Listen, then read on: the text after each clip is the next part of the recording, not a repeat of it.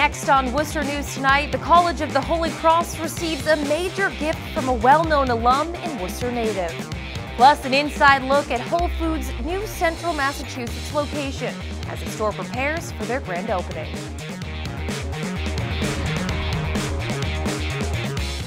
Good evening and thank you for joining us. I'm Anna Botari. We begin with developing news tonight. Worcester police have located the body of a man at 4 Valley Hill Drive in the city. A heavy police presence on the street tonight. The medical examiner's office was also on scene.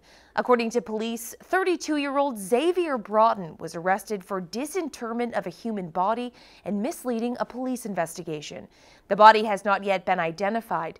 Police confirm 4 Valley Hill Drive was the location where missing Worcester man 27-year-old Justin Ramos was last seen. Police are not making any connections at this time. The investigation is ongoing.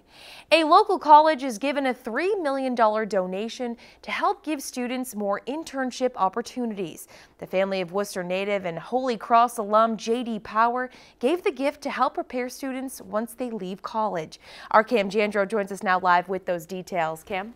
Yeah, Anna, for college kids nowadays, internships have become just as important as going to class. And with the massive gift the College of the Holy Cross received today, students will now have a chance to learn more outside of the classroom. The College of the Holy Cross receives a $3 million gift from the family whose name is synonymous with the world's best cars. The family of J.D. Power gave the school the money to help establish the J.D. Power Center for Liberal Arts in the world.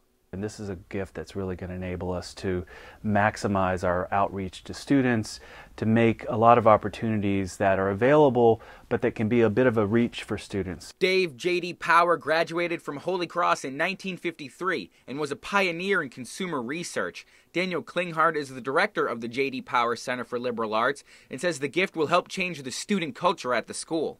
Can plan about how to fit an internship into their broader college trajectory, about how it fits in with their major, to really spend some time thinking about how to integrate what's going on in the classroom with what's going on in the real world.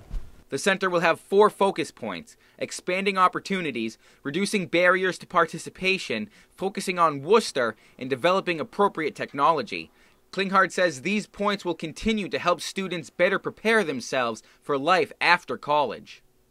You're not just a college student with a lot of breadth. You're not just a great liberal arts student who's learned a lot about different fields, but you've actually demonstrated that you can do the work that you need to do to succeed in that job.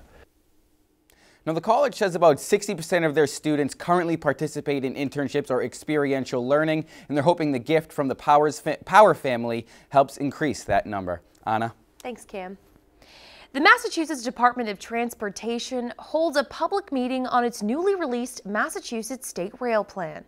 The draft plan includes the current state of the intercity passenger and freight rail system and articulates the Commonwealth's priorities and plans for passenger and freight rail investment over the next 20 years. The draft plan highlights include a commitment to study east-west passenger rail service between Springfield and Boston. The public will get to comment on the draft plan through February 16th. President Donald Trump is scheduled to give his first State of the Union address Tuesday night. And for one Worcester woman, she'll be able to use her voice in a new platform. Congressman James McGovern invited the YWCA supervisor to highlight domestic violence. Our Rosalind Flaherty has the story. Tara Hubert says it's a once-in-a-lifetime opportunity. She will be Congressman Jim McGovern's guest and will attend President Donald Trump's State of the Union address. Honored, empowered. As a survivor, this is a huge step for me. Hubert is a domestic violence survivor. She works at the YWCA in Worcester and provides counseling and advocacy for victims and survivors. Domestic violence itself is an epidemic in our community, so it's something we really need to have more of a focus on. President Trump will deliver his first State of the Union Tuesday night. Congressman McGovern says he chose Hubert because he wanted to highlight domestic violence. She's given people hope, and she has given people the ability to be able to deal with some terrible situations. In 2013, Congressman McGovern was a co-sponsor of the Bipartisan Violence Against Women Act. He says the platform Hubert has will encourage Congress to provide additional funding for groups like the YWCA. It requires that resources be dedicated to those organizations. And so, in addition to the Violence Against Women's Act, we need to make sure that the federal funding that goes to help communities is there. And this needs to be a priority. Hubert is proud people are finding their voice and are able to come forward, and she hopes change will come soon. For more awareness and for the communities to know that it's all of our responsibility to step forward to end domestic violence. Rosalind Flaherty, Worcester News Tonight. And as President Trump prepares for his first State of the Union address, news of the Russia investigation and the fight over immigration are playing out in the background. Blaine Alexander has the latest from Washington. In snowy Switzerland, a warm welcome for President Trump. Are you going to be received well? I already am. Look, you take a look. You tell me. At the World Economic Forum in Davos, the president dismissing criticism that it's an elitist gathering in an exclusive interview with CNBC. It's about coming to America, investing your money, creating jobs, companies coming in. And sitting down with world leaders. Here with Israeli Prime Minister Benjamin Netanyahu, President Trump taking a hard stance on U.S. aid to Palestinians. That money is on the table, and that money's not going to them unless they sit down and negotiate peace. But it's what he said before leaving Washington that has many talking back home on immigration, suggesting a path to citizenship for so-called dreamers over the next decade. We're going to morph into it. It's going to happen. What does that mean? In the future. Encouraging words for lawmakers as talks move forward on Capitol Hill. So I thought that piece of what he said was helpful. I think right now it gives us a better sense of where he's at today, and that's positive. And on the Russia investigation, a White House attorney already downplaying the president's pledge to speak with special counsel Robert Mueller. I'm looking forward to it, actually. Now, many waiting for the president to return home to see if those words turn into actions. And White House attorney Ty Cobb said of the president's willingness to speak with Mueller, it's all subject to terms that are still under negotiation. In Washington, Blaine Alexander, Worcester News Tonight.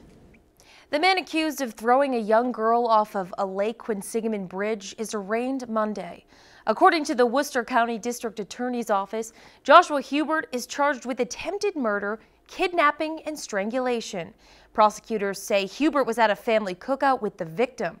Early the next morning, he allegedly put the girl in his car, strangled her, and threw her off a bridge on Route 290.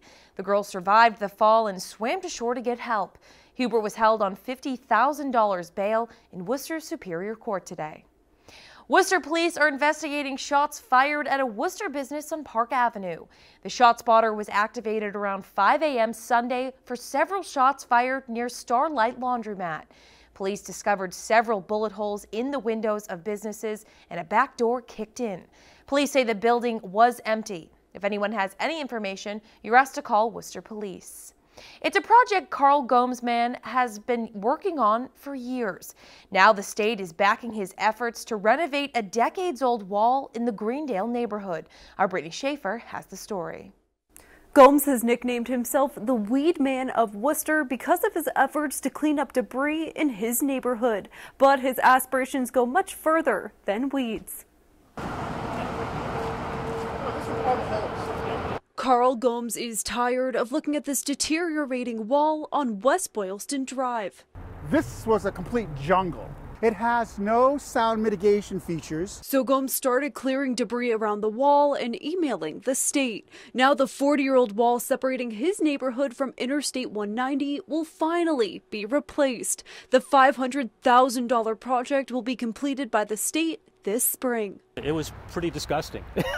And all the holes and rust spots. The wall that would replace it would be a high-density PVC product, and it would have sound mitigation features so it would deaden the sound. Then obviously it would also be much more attractive. And Gomes doesn't want to stop there. As the sign reads in his front yard, he wants to make West Boylston Drive great again. Maybe we could do something really cool with that land up there. And at first it was going to be, well, let's do a park with benches and, interactive furniture. Wouldn't it be cool if we could take that concrete wall and put a mural on it? Steve Jones D'Agostino has been involved in numerous city community building efforts. He says Worcester needs more people like Gomes who want to make a difference in their neighborhood. And that's one of the things that Worcester needs to have much more of. So really, this is not a rich upscale neighborhood, but it shouldn't be abused or neglected at the same time. But Gomes says the most important part of the project is creating a conversation with his neighbors. Connecting with neighbors, and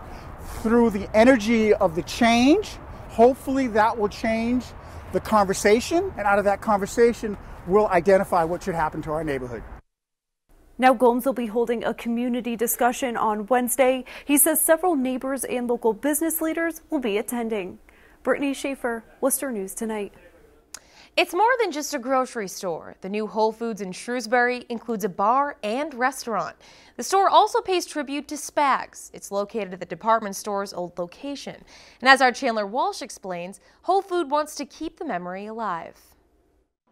Whole Foods is buzzing with activity a day before its opening in Lakeway Commons on Route 9 in Shrewsbury. Well, we're so excited to open our first Whole Foods market in central Massachusetts. You know, the region's been clamoring for a Whole Foods market here. We've been working on it for a number of years.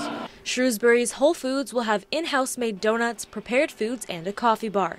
It's also the first Massachusetts Whole Foods to have a bar and restaurant.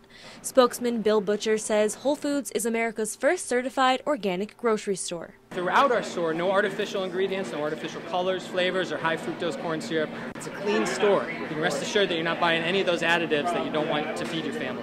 The store is a big addition to Shrewsbury's economy, adding 150 new jobs. The town manager's office says it will bring more visibility to the area. They say the store will pay the town a property tax and a meals tax for prepared food sold there. Area residents will also have more grocery options. But there's a grocery store now for every block in Shrewsbury, so it'll work out fairly good. It's good to have options, so you don't have to just stick to one store. The two-floor store is located on the site of the old discount store Spags. The new Whole Foods pays tribute to Spags creator Anthony Brigatti. Sad to see Spags go. I know all the locals will miss that, but Whole Foods did a good job keeping that memory. The store is decorated with memorabilia like the iconic cowboy hat and original Spags sign.